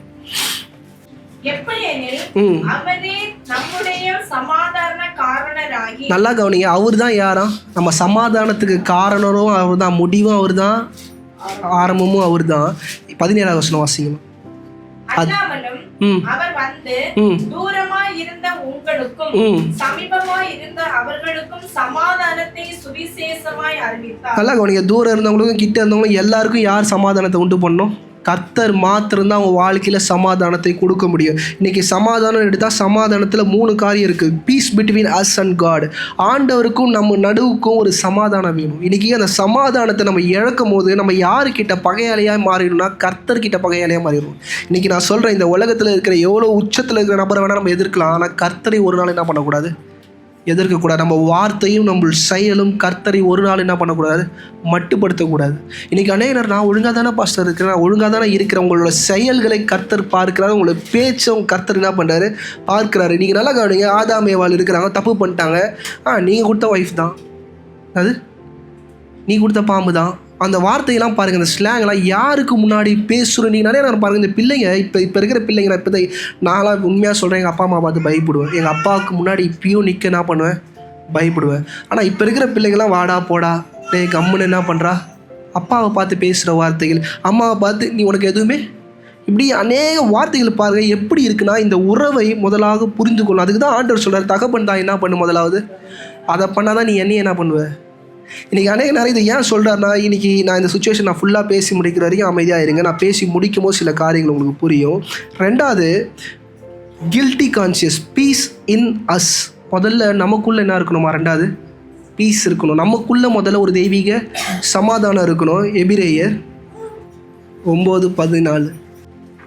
நித்திய ஆவியினாலே தம்மை தாமே பழுதற்ற பலியாகி தேவனுக்கு ஒப்புக்கொடுத்த கிறிஸ்துவனுடைய ரத்தம் ஜீவனுள்ள தேவனுக்கு ஊழியம் செய்வதற்கு உங்கள் மனசாட்சி செத்த கிரியைக்காக சுத்திகரிப்பதே எவ்வளவு நிச்சயம். நல்லா கவனிங்க, உன் இருதயத்துக்குள்ள செத்து போன கிரியை இருக்குல்ல, நான் இந்த பாவம் பண்ணேன் பாஸ்டர், இந்த செயல் பண்ணேன் பாஸ்டர், அது என்ன பண்ணுது, எனக்கு கொள்ளுது பாஸ்டர், இப்போ வந்து நான் ஆராதிக்க தடையா இருக்கு, இப்போ என் கணவன் மனைவி வாழ்க்கைக்குள்ள நான் போகும்போது என்னுடைய பாவங்களே என்ன பண்ணுது. ஆண்டவர் சொல்கிறாரு, செத்த கிரியையா அதை என்ன பண்ணுறாரா, ஜஸ்ட் லைக் தட் கிளியர் பண்ணுறாரா. உங்கள் வாழ்க்கையில் சில அவமானங்கள், சில கசப்புகள், உங்கள் வாழ்க்கையில் நீங்கள் பண்ண பாவத்தினால அது செத்து போச்சு. அது என்ன பண்ணிடுச்சு, செத்து போச்சு. அது செத்த கிரியை, அதை பற்றி என்ன பண்ண, அதை யோசிக்காத. நான் உன்னை ரசிச்சுட்டேன், நான் உன்னை என்ன பண்ணிட்டேன், கழுவிட்டேன். அதை திருப்பி உன் வாயில் பேச உனக்கு எந்த அதிகாரமும் கிடையாது. 3வது காரியம் peace between us and others. இன்றைக்கி ரொம்ப கஷ்டமான ஒரு காரியம் வந்து பார்த்திங்கன்னா, நம்ம உறவுக்குள்ளே அந்த பீஸை பாதுகாக்கிறது ரொம்ப ரொம்ப கஷ்டம். இன்றைக்கி 2 பேரும் ரசிக்கப்பட்டிருந்தால் இட்ஸ் வெரி ஈஸி. எதிரில் இருக்கிற நபரும் ரசிக்கப்பட்டிருந்து நம்மளும் ரசிக்கப்பட்டிருந்தால் நம்ம அந்த உறவை அழகாக என்ன பண்ணிடலாம், பலப்படுத்திடலாம். கலாத்தியர் 3வது அதிகாரம் 28. யூதன் என்றும் கிரேக்கன் என்றும் இல்லை, அடிமை என்றும் சுயதீனன் என்றும் இல்லை, ஆண் என்றும் பெண் என்றும் இல்லை, நீங்கள் எல்லோரும் கிறிஸ்து இயேசுவுக்குள் ஒன்றாய் இருக்கிறீர்கள். எல்லாரும் கிறிஸ்துவுக்குள்ள என்னவா இருக்கிறோம்? ஒன்றா இருக்கும். கிரேக்கர் இல்லை இது இல்லைன்னு சொன்னாலும் நீங்கள் திருப்பி வசனங்களை ஆழமாக போய் படித்து பார்த்தீங்கன்னா யார் ஆண்டவரை ஏற்றுக்கினாங்களோ அவங்க மட்டும்தான் இதுக்குள்ளே என்ன பண்ணுவாங்க, வருவாங்க. இன்றைக்கி சில நேரம் நான் சில பேர்கிட்ட வந்து சில விஷயங்கள் நான் சொல்லும் போது, பாஸ்டர் ஒய்ஃபை கனப்படுத்தணுன்றீங்க, கணவனை கனப்படுத்தணுன்றீங்க, அதுக்கெல்லாம் அவங்க என்னவா இல்லை பாஸ்டர், ஒர்த்தா இல்லை பாஸ்டர்னும் போது நான் ஒரு விஷயம் சொல்கிறேன். ஒரு பாம்பை நீங்கள் கையில் தூக்குறீங்க, விஷம் நிறைந்த ஒரு பாம்பு, அது உங்கள் கையை என்ன பண்ணிடுச்சு, கொத்திருச்சு. நீங்கள் ரட்சிக்கப்பட்டதுனால அந்த பாம்பை சாவடிக்க உங்களுக்கு என்ன இல்லை, மனசு இல்லை. திருப்பி நீங்கள் ஹாஸ்பிட்டல்லாம் போய் ரெக்கவரி ஆகி எல்லோரும் ரெட்டிஃபிகேஷன் பண்ணி திருப்பி வரீங்க, அந்த பாம்பு என்ன பண்ணுது, உயிரோடு இருக்குது. முட்டாள் தான் திருப்பி அந்த பாம்பை என்ன பண்ணுவான், கையில் தூக்குவான். சில இடங்கள் இப்படி தான் நம்ம கடந்து போக வேண்டியது. ஏன்னா ஆனால் சில நேரம் இப்படி பேசும்போது சில நேரம் இப்படிப்பட்ட ஆப்ஷனும் பாஸ்டர் நீங்கள் இந்த இடத்துல உங்களுக்கு தெரியல பாஸ்டர்னா நான் சொல்கிறேன், அந்த பாம்பை போஷிக்கலாம், அந்த பாம்புக்கு உண்டானதை கொடுக்கலாம். ஆனால் அந்த பாம்பை மீண்டுமா என்ன பண்ண முடியாது, கைகளில் திருப்பி தூக்குனா என்ன பண்ணணும், ஹாஸ்பிட்டலுக்கு தான் போகணும். இப்போ புரிந்தவர்கள் பாக்கியவான்கள். இன்றைக்கி சமாதானம்னும் போது இன்றைக்கி கிறிஸ்துவ வாழ்க்கையில் பிசாசானவன் அழிக்கிற முதல் காரியமே சமாதானம் தான். நிம்மதி இல்லாமல் கணவன் மனைவியாக இருக்கலாம், குடும்ப உறவுக்குள்ளே இருக்கலாம், எதை சிதைச்சிருவானா, சமாதானத்தை என்ன பண்ணுவானா, சிதைச்சிருவானா. அந்த சமாதானம் கர்த்தர் இடத்துலேருந்து வரும்னு அதை எப்படி நீங்கள் புரிந்து கொள்ள வேண்டும் என்றால், ஒரு ராஜா இருந்தாராம். என்ன நினச்சாரா, அவர் திருமணம் பண்ணால் என் வாழ்க்கை சூப்பராக இருக்கும், ஜாலியாக இருக்கும்னு சொல்லிட்டு திருமணம் பண்ணாரா. திருமணம் பண்ணி ஒரு ஜாலியாக அவரோட வாழ்க்கையில் பார்க்கலையா. சரி, அநேக யுத்தங்கள் போய் ராஜ்யங்களை ஜெயிச்சு என்ன பண்ணலாம், நம்மளோட சமாதானத்தை பெற்றுக்கொள்ளலான்னு சொல்லிட்டு போராடினாராம். எல்லா யுத்தங்கள்லையும் ஜெயிச்சாராம். ஆனால் ஜெயிச்ச அரியணையிலலாம் பார்த்தீங்கன்னா வேற ஒரு ராஜாவை தான் உட்கார வச்சுட்டு வர முடிச்சு தான். அவரோட அரியணையில் மட்டும்தான் அவர் என்ன பண்ண, 10 இடம் ஜெயிச்சானா 10 இடத்துல அவரால் என்ன பண்ண முடியாது. இன்னும் இது என் வாழ்க்கை இப்படி இருக்குது, என் வாழ்க்கையில் அந்த மகிழ்ச்சியை நான் எங்கே போய் எடுப்பேன், அந்த சமாதானத்தை நான் எங்கே போய் பெற்றுக்கொள்வேன், நான் தான் இருக்கிறதுல மிகப்பெரிய ராஜா, என்னால் என்ன பண்ணல முடியலன்னும் போது ஒருத்தர் சொன்னாரா, சமாதானத்துக்கு ஏதுவான காரியங்கள் என்ன பண்ணுங்க பாருங்க சொன்னாராம். உடனே இவர் என்ன பண்ணாரா, ராஜ்யத்தில் இருக்கிற மந்திரிகள்லாம் கூட்டி எனக்கு தலை சிறந்த 2 ஓவியர்கள் வேணும், அவர்களை போய் என்ன பண்ணுங்க கூட்டுக்கிட்டு வாங்கன்னாங்களாம். உடனே அவர்களும் போய் அந்த ஓவியர்களுக்கு போட்டிலாம் வச்சு கடைசியாக 2 பேர் ஜெயிச்சு மாத்திரம் வராங்க போல். அவருக்கு முன்னாடி வந்தோடனே ராஜா சொல்கிறாரா, நான் ஒரு விஷயத்தை பார்த்த உடனே எனக்கு பீஸ் வேணும், என்னது சமாதானம் வேணும், அப்படி ஒரு ஓவியத்தை வரைஞ்சி என் ரூம் சைஸுக்கு வரைஞ்சி என்ன பண்ணுங்க கொண்டு வாங்கன்னு சொன்னாராம். ராஜாவோட படுக்கை அறையில் என்ன பண்ணுறாங்க, 2 படுக்கை அறையில் ஓவியங்களை வரைய ஆரம்பிக்கிறாங்க. வரைய ஆரம்பித்தோடனே மந்திரிகள்லாம் வராங்க. ராஜா ஓவியம் பயங்கரமாக இருக்குது, ஒருத்தன் சூப்பராக வரைஞ்சிட்டான், நீங்கள் என்ன பண்ணுங்கள் முதல்ல இந்த ஓவியத்தை வந்து பாருங்கள், இப்போயே நீங்கள் என்ன ஆகிடுவீங்க, சாட்டிஸ்ஃபை ஆகிடுவீங்கன்றாரு. ராஜாவும் உள்ளே போய் அந்த ரூம்குள்ளே பார்த்தா அப்படி பிரமிச்சிட்டாராம். வா எவ்வளோ சூப்பராக இருக்குது, ஒரு ரிவரு, மலை, அந்த தண்ணியில் வந்து பார்த்திங்கன்னா அந்த மலை ரிஃப்ளெக்ட் ஆகிற மாதிரி செடி கொடி பச்சை பசேன்னு அவ்வளோ சூப்பராக இருந்துச்சான். அதை பார்த்த உடனே ஒரு ஹாப்பினஸ் பயங்கரமாக வந்துருச்சான். ராஜாவால் என்ன பண்ண முடியல, ஏற்றுக்க முடியல. யார் வரைஞ்சா அவனுக்கு என்ன பண்ணுங்க வெகுமதியெலாம் கொடுங்கன்னு. சரி அடுத்த ஓவியத்தை பார்க்கலாமான்னு கேட்டால் அவங்க சொன்னானுங்களாம், வேணா ராஜா, இந்த ஓவியத்தோட நம்ம என்ன பண்ணிக்கலாம், நிறுத்திக்கலாம், அந்த ஓவியத்துக்கிட்ட என்ன பண்ண தேவையில்ல, வேணான்னாராம். இன்றைக்கி அநேக நேரம் இந்த ஓவியத்தில் நான் பார்த்த ஒரு கதை உங்களுக்கு என்ன சொல்ல வரேன்னா, ராஜா என்ன ஃபீல் பண்ணிட்டார்னா, தனக்கு முன்னாடி இருக்கிறது எல்லாமே என்ன இருக்கணும், அழகாக இருக்கணும், சூப்பராக இருக்கணும். ராஜா பார்த்தாரா 2 பேருமே தானே செலெக்ஷனில் ஜெயிச்சாங்கன்னா அவனோட ஓவியத்தை என்ன பண்ணோம், மந்திரிகளாம் கைப்பிடிச்சி வேணா ராஜா. ஏன்னா அந்த ஓவியத்தை பார்த்து ராஜா டென்ஷன் ஆகி மந்திரியை சாவடிச்சிட்டாரான்னு சொல்லிட்டு மந்திரிகள்லாம் அவ்வளோ பயந்தாங்களாம். உடனே உள்ளே போய் அந்த ஓவியத்தை பார்த்தாராம், வறண்ட நிலமா, ஆறில் தண்ணியே இல்லாத ஒரு ஆறாம், பின்னாடி மலைகளில் வந்து பச்சை பசேன்னு எதுவுமே இல்லையா, காஞ்சி போன ஒரு ஃபுல்லாக மரங்கள் ஃபுல்லாக வரைஞ்சிருந்தாரா. ராஜாவுக்கு மண்டை காஞ்சிருச்சான். ஏற்கனவே ஊர்பட்ட டிப்ரெஷனில் இருக்கிறேன், இவனடா பைத்தியக்காரன், இவனுக்கு இட்டு வந்து இவ்வளோ காசுகள்லாம் கொடுத்து நம்ம வரைய சொன்னால் இப்படி வரைஞ்சி வச்சிருக்கிறானேன்னு சொல்லிட்டு டென்ஷன் ஆகிட்டே அந்த ஓவியத்தை பார்த்துக்கிட்டே இருக்கிறாராம். அந்த காஞ்சி போன அந்த மரத்தில் ஒரு காஞ்சி போன ஒரு கூடு இருந்துச்சான். அந்த கூடில் ஒரு தாய் பறவை, ஒரு தகப்பன் பறவை, ஒரு குட்டி பறவை இருந்துச்சான். அந்த பறவைகளோட மூஞ்சை பார்த்தா மன மகிழ்ச்சியாக இருந்துச்சான். அந்த ராஜா ரொம்ப நேரம் அதையே பார்த்துட்டு இருந்தான். ஏன் இந்த பறவைகள் இவ்வளோ சந்தோஷமாக இருக்குது, ஹாப்பியாக இருக்கிறதுக்கு எதுவுமே இல்லை, கீழே தண்ணி இல்லை, செடியில் என்ன இல்லை, இலை இல்லை, ஆனால் இந்த பறவைகள் மட்டும் ஆகாரத்தை கொடுக்கும்போது அந்த குட்டி பறவை அவ்வளோ சந்தோஷமாக அவங்க அப்பாக்கிட்டேயும் இருந்தும் அம்மாக்கிட்டேயும் ரிசீவ் பண்ணுதுன்னு சொல்லிட்டு அவர் யோசிச்சுக்கிட்டே இருந்தாராம். அப்போ அந்த ஓவியர் உள்ளே வந்தாராம். ஓவியர் வந்து சொன்னாராம், ராஜா, சமாதானத்தை எதுலேயுமே உங்களால் என்ன பண்ண முடியாது, தேட முடியாது. சமாதானன்றது உங்களுக்குள்ளேருந்து தான் என்ன பண்ணணும், வரணும். இந்த பறவைகளை நான் ஏன் இப்படி வரைஞ்சிருக்கிறேன்னா, சுற்றி இருக்கிற சூழ்நிலைகள் எப்படி இருந்தாலும் நீங்கள் என்னவாக இருக்கணும், அந்த கூடு வந்து பர்ஃபெக்டான கூடு கூட கிடையாது. ஏன்னா செடிகள் எல்லாமே காஞ்சி போச்சு, தண்ணி இல்லை, எதுவுமே இல்லை. ஏன்னா செடிகள் காஞ்சி போச்சுன்னா புழுக்கள் இருக்காது, உணவுக்கு என்னது கஷ்டம். ஆனால் அந்த பறவைகள் நிம்மதியாக இருக்குது. நீங்கள் ராஜாவே இருந்தாலும் உங்கள் இருதயத்துக்குள்ளே அந்த சமாதானம் வரலைன்னா வேறு எங்கேயுமே உங்களால் என்ன பண்ண முடியாது, சமாதானம் உண்டு பண்ண முடியாதுன்னு அவர் சொல்லிட்டு போனாராம். ராஜா அப்போ தான் உட்காந்து யோசித்தாராம், நான் உலகத்தில் என்ன பண்ணிட்டேன், சமாதானத்தை தேட்டேன், சமாதானம் எனக்குள்ளே தான் இருக்குன்றத அவர் என்ன பண்ணாராம், புரிந்து கொண்டாராம். ரெண்டாவது காரியம், தேவன் நம்மளுக்கு வாக்கு தருகிறது, பவர், அதிகாரம் என்கிறத என்ன பண்ணலாம், எடுத்துக்கலாம். யோவான் 20வது அதிகாரம் 22வது வசனம். அவர்கள் மேல் ஊதி பரிசுத்த ஆவியை பெற்றுக்கொள்ளுங்கள். நல்லா கவனிங்க, தேவனாகிய கர்த்தர் நமக்கு எதை கொடுக்க விரும்புகிறார்னா, பரிசுத்த ஆவியை கொடுக்க என்ன பண்ணுறாரு, விரும்புகிறார். நீங்கள் நல்லா யோசிச்சு பாருங்கள், இவர்கள்லாம் ஞானஸ்தானம் எடுத்தவங்க, ஆண்டவர் ஞானஸ்தானம் எடுக்கும்போது பரிசுத்த ஆவி என்ன பண்ணிடுச்சு, வந்துருச்சு. ஆனால் சீசர்களுக்கு வந்துச்சான்னு கேட்டால் அது இல்லை. பரிசுத்த ஆவியானவர் அப்படியே வாங்கி பாக்கெட்டுக்குள்ளே வச்சுக்க முடியுமான்னு கேட்டால் அப்படி இல்லை. அனுதினமும் பரிசுத்த ஆவியை ரெனிவல் பண்ணுறது ரொம்ப முக்கியம். இன்றைக்கி பாருங்கள், சீசர்களுக்கு அவர் வந்து சமாதானம் உண்டாவதாக என்று சொல்லிட்டு ரெண்டாவது காரியம் என்ன கொடுக்குறாரு, பரிசுத்த ஆவியை என்ன பண்ணுறாரு, கொடுக்குறாரு. இந்த பரிசுத்த ஆவி மிக மிக அவசியம். ரட்சிக்கப்பட்டு இந்த சபையில் அமர்ந்திருப்பீங்கன்னா பரிசுத்த ஆவினாது இன்றைக்கி அதை புரித்ததான தெளிவு இல்லை. ஏன்னா அப்போஸ்தலர் 1 அதிகாரம் 8வது வசனம், பரிசுத்த ஆவி உங்களிடத்தில் வரும்போது நீங்கள் பலனடைந்து எருசலேமிலும் யூதேயா முழுவதிலும் சமாரியாவிலும் பூமியின் கடைசி பரியந்தமும் எனக்கு சாட்சிகளாய் இருப்பீர்கள் என்றார். நல்லா கவனிங்க, அந்த பரிசுத்த ஆவியானவர் உங்களை என்ன பண்ணுமா, பலப்படுத்துமா. அது உங்களை பலப்படுத்தும் போது நீங்கள் என்னவா மாறுவீங்களா, சாட்சியாய் மாறுவீங்களா. என்ன பாஸ்டர் இதில் என்ன இருக்குது நான் புரிஞ்சுக்கணுன்னா, எங்கே என்ன பேசணும், யாருக்கிட்ட எப்படி நடந்துக்கணும், யாருக்கிட்ட இருந்து தள்ளி இருக்கணும், யாருக்கிட்ட நெருங்கணுன்றதை யார் உணர்த்துவா. இன்றைக்கி தேவையில்லாத காரியம் அடிக்கடி என் வயசு சொல்லுவோம், அதிகமாக என்ன பண்ணாதீங்க, பேசாதீங்க, பிரச்சனை என்ன ஆகும், உண்டாகும். நான் ஏன் இதை சொல்கிறேன்னா, தகுதி பார்த்து நான் பழக சொல்லி உங்களை சொல்லலை, பரிசுத்த ஆவி சொல்லுகிறதுபடி என்ன பண்ணுங்கள், பேச்சை பேசுங்க. ஒரே ஒரு வார்த்தை பேசினாலும் அது பவர்ஃபுல்லாக என்ன பண்ணுங்கள், பேசுங்க. உங்கள் மேலே என்ன ஆகும், பயம் உண்டாகும். தோணன்னு பேசுனீங்கன்னு வச்சுக்கோங்களேன், உங்களை பன் மட்டர் ஜாம் போட்டு என்ன பண்ணுறாங்க, எல்லாருமே போயிடுவாங்க. மூணாவது காரியம், கர்த்தர் பர்பஸ் கொடுக்குறாரு. பர்பஸ்னால் தமிழில் நோக்கம். இன்றைக்கி இந்த பூமியில் இங்கே சபைக்குள்ளே அமர்ந்திருக்கிறவங்க எல்லாருக்குமே ஒரு நோக்கம் இருக்குது, அதை புரிஞ்சுக்கோங்க. நான் இங்கே பாஸ்டாக நிற்கிறேன், எனக்கு என்ன இருக்குது, ஒரு நோக்கம் இருக்குது. அந்த நோக்கம் யாரோட இணைந்திருக்குன்னா, கர்த்தரோடு இணைந்திருக்கு, கர்த்தரோட ஊழியத்தோடு இணைந்திருக்கு.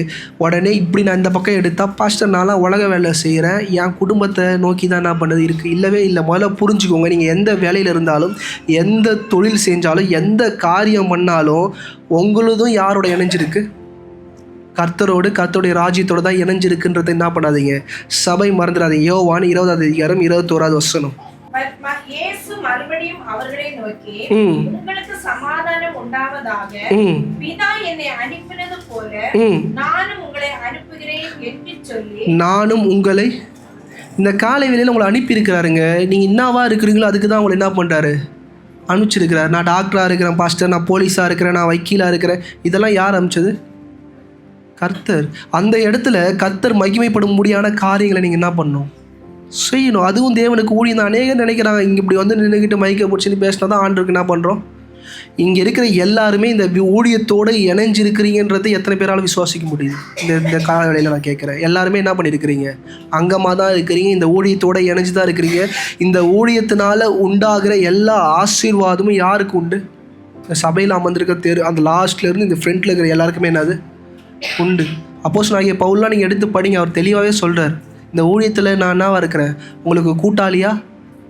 அவர் கூட இருக்கிற உடன் ஆசாரியர்களை பார்த்து சொல்லலை, எதிர்க்கில் இருக்கிற விசுவாசியை பார்த்து பேசுகிறாரு, நான் என்னது உங்களுக்கு கூட்டாளின்னா. நீங்கள் பைபிள் படித்தா தான் புரியும். இன்றைக்கி அநேக நேரம் நினைக்கிறேன், இந்த இடத்துல வந்து நின்னா தான் ஆண்டருக்கு என்ன பண்ணுறாங்க, எண்ணமே அப்படி தான். பாஸ்டர்ஸும் கூப்பிடும் போது எப்படி கூப்பிட்றாங்க, இங்கே வாங்க, இங்கே நின்று எங்கே நின்னாலும் ஊழியம் என்ன பண்ணுது இருக்குது. இங்கே வந்து நான் இல்லைன்னா இந்த இடத்துல ஒரு கல்லும் வந்து என்ன பண்ணும், பிரசங்கத்தை பண்ணுன்றதை மறந்துடாதீங்க. நம்மை கர்த்தர் வைத்த இடத்துல கர்த்தருக்கு உண்மையாக இருக்க வேண்டியது மிக மிக அவசியம். 23வது வசனம் வாசிங்க முதல்ல. எவர்களுடைய பாவங்களை மன்னிக்கிறீர்களோ அவைகள் அவர்களுக்கு மன்னிக்கப்படும். இந்த வசனம் நீங்கள் படிக்கும்போது நல்லா கவனிங்க. இன்றைக்கி என்ன நினச்சிடுறாங்க, இதை படிக்கும்போது எவர்களுடைய பாவத்தை நீங்கள் மன்னிக்கிறீங்களோ அவங்க பாவம் என்ன பண்ணும்? அப்படியா? கொஞ்சம் யோசிச்சு பாருங்களேன். சபையில் எல்லோரும் அமர்ந்துருக்கிறீங்க. இப்போ ஒன்றுமே இல்லை, உங்கள் பிள்ளைங்க குடிக்கிறாங்க, எல்லா தவறான காரியங்கள் பண்ணுறாங்கன்னு வச்சுக்கோங்களேன். நான் மன்னிச்சிட்டேன் போடான்னா அவங்க மன்னிக்கப்பட்டாங்களா? அப்போ இந்த வசனம் என்ன சொல்லுது? படிங்கம்மா திரும்பி. எவர்களுடைய பாவங்களை மன்னிக்கிறீர்களோ அவைகள் அவர்களுக்கு மன்னிக்கப்படும். அவைகள் அவர்களுக்கு என்ன பண்ணும்? மன்னிக்கப்படும். கர்த்தரால் மாத்திரம்தான் மன்னிக்க என்ன பண்ணும்? கூடும். சிலுவையில் சொல்கிறாரு, பிதாவே இவர்களை மன்னின்றார். பிதா என்ன பண்ணுறாரு? மன்னிக்கிறார். அந்த மன்னிக்கிற அதிகாரம் யாருக்கு உண்டுனா கர்த்தருக்கு மட்டும்தான் உண்டு. எந்த ஆசாரியனுக்குமே கிடையாது. சில இடங்கள்லாம் போய் பார்த்தீங்கன்னா ஆசாரியன்கிட்ட போய் சொல்லுவாங்க, இந்த பாவத்தை எல்லாத்தையும் சொன்னோன்னே அவர் இந்த பக்கம் இருந்து என்ன பண்ணார்? நான் மன்னிச்சிட்டேன், நீ என்ன பண்ண? இப்போது ஒரு பாவமும் என்ன பண்ணாது? மன்னிக்கப்படாது. படிங்கம்மா. எவர்களுடைய பாவங்களை மன்னியாது இருக்கிறீர்களோ அவைகள் அவர்களுக்கு மன்னிக்கப்படாது. அவர்களுக்கு என்ன பண்ணாதான்? மன்னிக்கப்படாதான். சில பாவங்களை நீங்கள் மன்னிக்கலைன்னா அது இன்னும் எதை மீன் பண்ணுறாங்கன்னா, ரட்சிப்பின் என்கிற ஒரு காரியத்தை அவங்கக்கிட்ட நீங்கள் கொடுத்தீங்கன்னா அவங்க என்ன பண்ணுவாங்களாம்? மன்னிக்கப்படுவாங்களா? இதை தான் சொல்ல வர்றார். நல்லா புரிஞ்சுக்கோங்க. சுவிசேஷத்தை உங்கள் குடும்பத்திற்குள்ளே நீங்கள் கொடுத்தா மாத்திரம்தான் அந்த கூட இருக்கிற நபர் என்ன பண்ணுவாங்களாம்? ரட்சிக்கப்படுவாங்களாம். இல்லைனா அழகாக சொல்கிறார், டெத்து. என்னது? சாவு தான் அவங்களுக்கு, வேறு வழியே கிடையாது. இன்றைக்கி நம்ம ஒருத்தனை மன்னிக்கணும்னு முடிவு பண்ணால் நான் மன்னிச்சிட்டேன் போன்றதில்ல, ரட்சிப்பை கொடுத்தா மாத்திரம்தான் திருப்பி அவனை கையில் என்ன பண்ண முடியும்? தூக்க முடியும். இல்லைனா திருப்பி கையில் இன்னொரு போடு என்ன பண்ணுவாங்க? நமக்கு போடுவாங்க. இந்த கையில் போடுகிற இந்த அனுபவங்கள் எதை உண்டு பண்ணுன்னா நம்ம ஆவிக்குரிய வாழ்க்கையை சீரழிச்சிடும், நம்மளோட குணாதிசயங்களை சதைச்சிரும், நம்மளோட செயல்பாடுகளை சதைச்சிரும். இன்றைக்கி ரட்சிக்கப்பட்டு அமர்ந்திருப்பீங்கன்னா மிக கவனமாய் உங்களுடைய சமாதானத்தை காத்துக்கொள்ளுங்கள். இது முக்கியம். ரட்சிக்கப்பட்டு அமர்ந்திருக்கிறீங்கன்னா இது அவர்களுக்கு மிக மிக முக்கியம். அதை தான் பிசாசு அனுதினமும் உங்கள் வாழ்க்கையிலேருந்து உங்கள் குணாதிசயங்களை எடுக்கும்படியாக என்ன பண்ணுவான்? உங்கள் வீட்டு வாசலில் நிற்பான். யார் யார் வீட்டிலாம் சிரிச்சின்னு கலகலன்னு இருக்கோ நின்றுவான். நீங்கள் நல்லா கவனிங்க. ஒரு சீசனில் ரொம்ப ஜாலியாக இருப்பீங்க. அதுவும் கணவன் மனைவி, அப்பா வெளியே போகலாம், இங்கே போகலாம், பார்க் போகலாம், பீச்சுக்கு போகலாம். போயிட்டு வீட்டில் உட்காந்த உடனே பிசாசு என்ன பண்ணுவான்? பிசாசுலாம் இல்லை, ஒன்றும் இல்லை, கூட இருக்கிறவனோட வயிற்றுச்சல் தான். அது வசனம் நல்லா அழகாக இருக்குமே. வயிற்றுச்சலை எதிர்த்து நிற்பவன், வயிற்றுச்சலை பொறாமையை எதிர்த்து நிற்பவன் யாருன்னு சொல்லுது வசனம். என்ன சொல்லுதான்? இஸ்ரேலுக்கு விரோதமாக என்ன கிடையாது? பில்லி சூனியங்கள் எதுவும் கிடையாது. ஆனால் பொறாமை இருக்குல்ல, பொறாமை, அதை எவனாலையும் என்ன பண்ண முடியாதான்? எடுத்து முடியும். நம்ம என்ன தெரியுமா? இப்படி ஃபோட்டோ எடுத்து ஸ்டேட்டஸ் போடுறது, போடும்போது நம்ம ஹாப்பினஸ்க்கு நம்ம போகிறது கிடையாது. அவள் பார்க்கணும். அவள் என்ன பண்ணோம்? அவள் மட்டும்தான் புருஷனோட போவாளா? நான் என்ன பண்ணுவேன்? இந்த மாதிரிலாம் யாரெல்லாம் போடுறோமோ ஆண்டவர் என்ன பண்ணுவார்? அந்த பொறாமையை உங்கள் வீட்டு பக்கம் லைட்டாக அமுச்சு விடுவார். அந்த ஆமை ரொம்ப ஸ்லோவாலாம் இருக்காது. சர்ப்பம் போல் என்ன பண்ணும்? ரொம்ப ஃபாஸ்ட்டாக செயல்படும். இப்போ இருக்கிற ஆமை தான் ஸ்லோவாக இருக்குது. 2000 வருஷத்துக்கு முன்னாடி இருந்த ஆமையெல்லாம் நீங்கள் எடுத்து பார்த்தீங்கன்னா மோசமாக இருக்கும். ஏன்னா பொறாமைன்ற அந்த பதத்தெல்லாம் ஆமைக்கு ஏன் யூஸ் பண்ணாங்கன்றது நீங்கள் எடுத்து படித்தா தான் புரியும். லிவியத்தான், இந்த டைட்டனோபோவா, அந்த காலத்தில் வாழ்ந்த ஆமைகள் முதலையோட பெருசாக முதலையே சாப்பிடுமா. இன்றைக்கி சபை ஒரு விஷயத்தை புரிஞ்சு கொள்ளுங்க. முதலாவது காரியம் சமாதானம் வேணும். 2வது தேவ பலன், பவர் வேணும். 3வது பர்பஸ். இந்த பர்பஸ் என்ன பண்ணாதீங்க? நோக்கத்தை என்ன பண்ணாதீங்க? இழந்துடாதீங்க. இந்த காலை வேளையில் இங்கே வந்திருக்கிற யாருக்கும் சொல்கிறேன், உயிர் தெழுதலின் வாக்குறுதி கர்த்தர் கொடுக்கறது சமாதானமும் தேவ பலனும் நோக்கமும் என்ன பண்ணுறாரு? உங்களுக்கு கொடுக்குறாரு. இதை விட்டு ஒரு நாளும் என்ன பண்ணாதீங்க? வழி விலகாதீங்க. இருக்கிறாங்களே நின்று